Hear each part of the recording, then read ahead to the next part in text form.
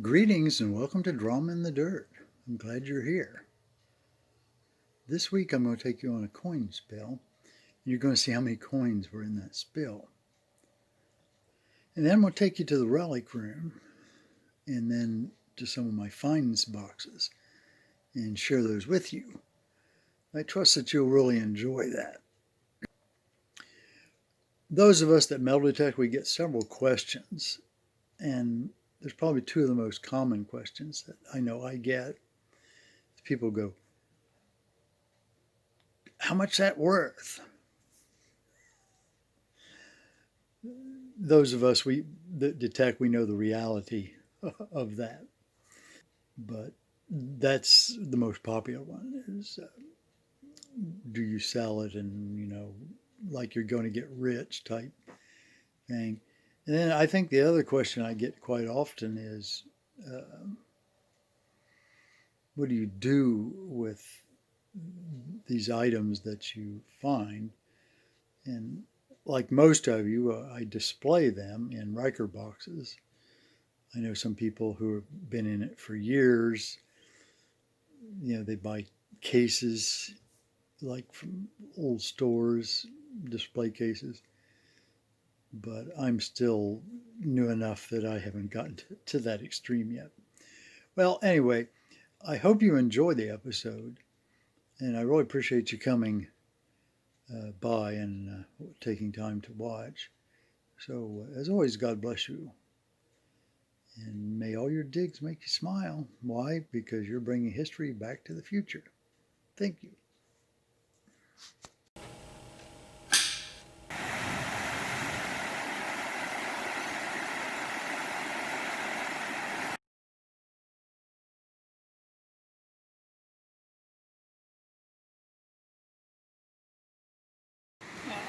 The river is really too swift for me to get in here. Yeah. So anyway, this is what I'm up to. Plus a bottle cap. And there's a zinc penny over there I tossed to somebody to see what they look like in the ground. So there's 3/4, a couple dimes, and there's still more in there, so we'll see what we come out with. I assume somebody might have gone skinny dipping here and put their clothes here, and there they went.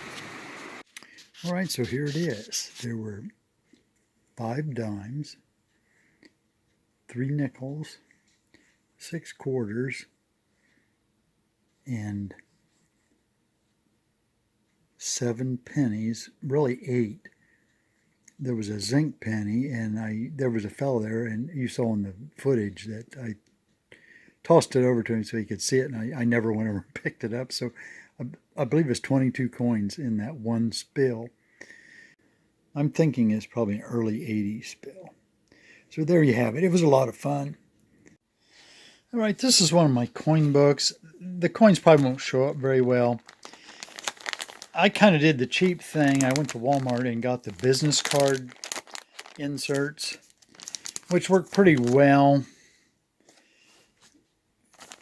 This particular notebook, it zips closed, so I don't necessarily have to worry about losing anything. That's the bad thing about these. The coins have a tendency to slide out. But these are my large cents.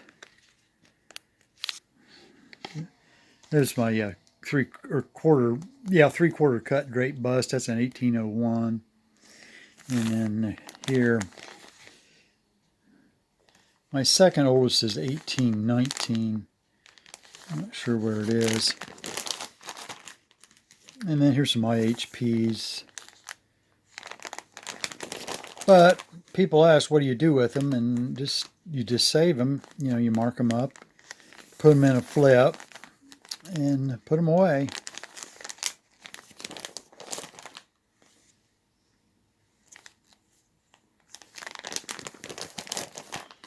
I'm not sure how many are here.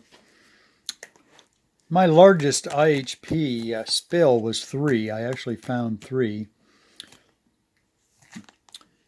I think it was one of these. I went ahead and cleaned it because it, since the coins had laid together, it had created such a nasty appearance on that. So I just went ahead and cleaned that one. And we've got some of those silver plated pennies. I think I've showed those before.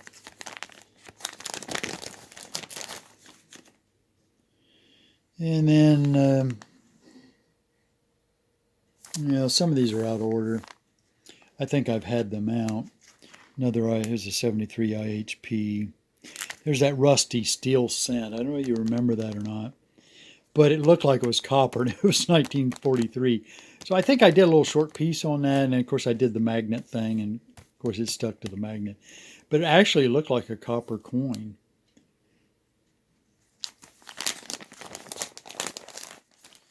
And then these are all the buffaloes that I've collected nickel roll hunting. You can see here. There's a V nickel. That's the only V nickel that I've ever found in circulation. And more buffaloes. Some more large cents out of place. I don't know why I got them in there. Oh, that's the other page. I think I was looking at some, and you know how it goes. Sometimes you just throw stuff back. You shouldn't do. Some more large cents. There's a buffalo out of place. Mercury. That's the one I found. I believe. Yeah, I found in circulation right there. The Liberty nickel found in circulation. More buffaloes. I didn't realize this was so untidy. I wouldn't have gotten it out. And then these are some 50 cent. These are just coins I came by. This is my first barber quarter right here. I think I dug that in 17, I think it was. And then some other bank coins that I've come across. I have this Iranian coin, which is a silver coin. It's 82% silver. And there's some more stuff out of place. There's a seated dime. I believe that's my first seated dime there. And then Standing Liberty.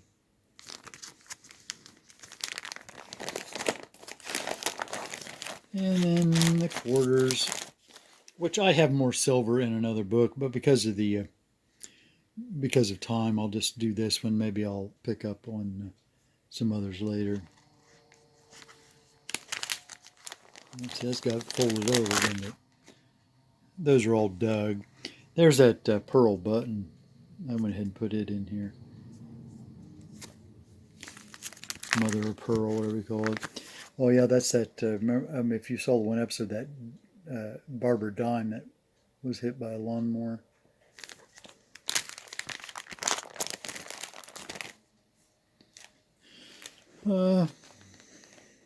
There's my first Trime.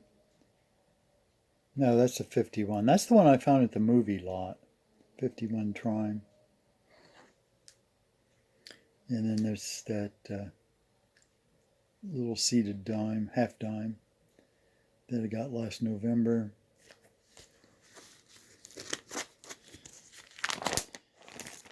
All right, well, I hope you enjoyed that. So that's what we do with them. You say, what's all this worth? I tell people this, I say,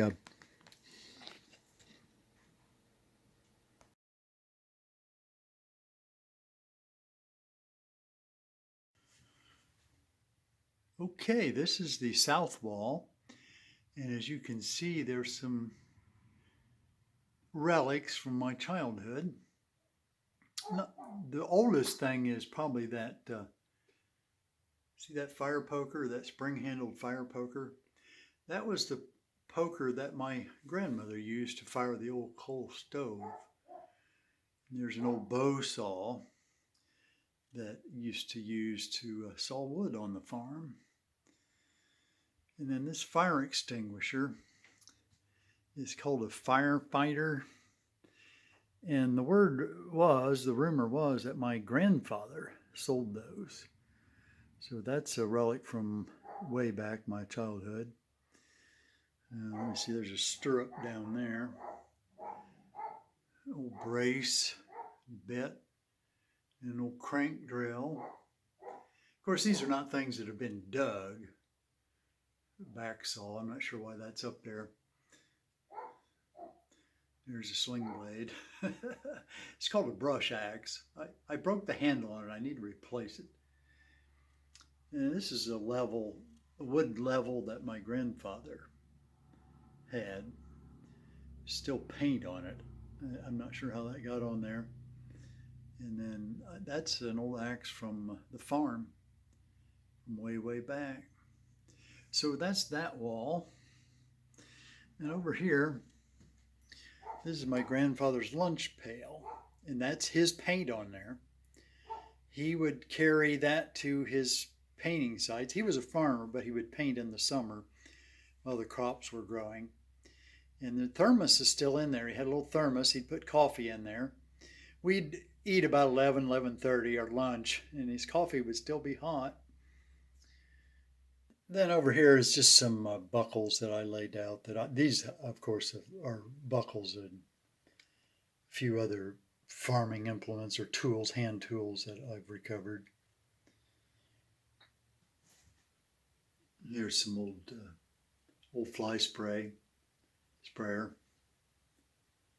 You'd use that to spray around the barn to get the flies down because of the hogs and the cattle. And over here is the wash basin, and you see the shaving mug, and then the water buckets, the 2 water buckets. This is actually how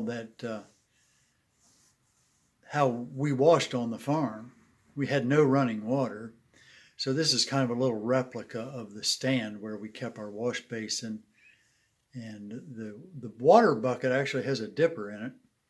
And that dipper was just in the bucket, and when you wanted to drink, everybody drank out of the same dipper. So anyway, and then a few signs I picked up along the way. These are not, this is a replica. I'm not sure. I think the Coke sign is the real deal. That little fruit ornamental piece, ceramic there, that hung at the farm where I was raised. I remember that from way, way back. I have no idea where it came from. Now this is a replica of how my grandmother washed the clothes on the farm. I remember the old Clorox. I keep the Clorox bottle. Of course, back then it was a metal can with a metal lid. But she had an old tub, and she actually had an old cut-off chair, a spindle chair with the back cut off and the tub on it, and then the washboard. I was fortunate to pick this up. I paid a little more for it than I wished I had, but it is a brass one. I think hers was galvanized. And then she always used Tide detergent. There. So that's that. And I was fortunate. Then I was fortunate to have a friend who gave me this pump. We did not have to pump water by hand. We did have electric jack pump. And I think I'll try to find a picture of that and post it up for you.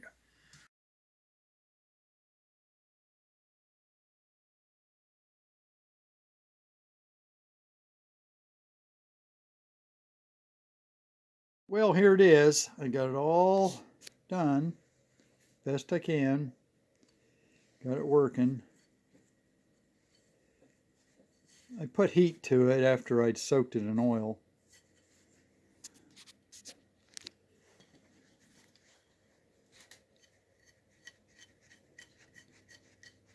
And then I had a hammer on it some, break it loose.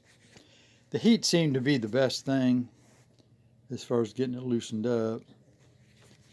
So it's quite usable, but I assume it's a $15 wrench.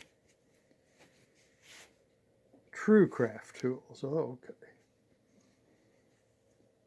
There you have it.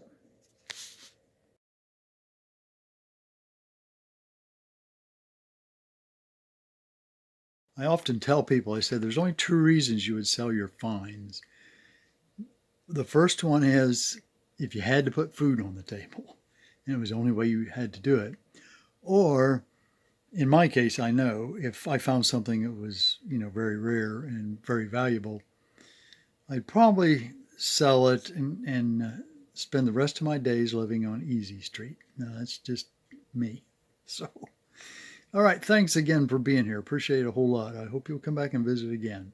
Take care.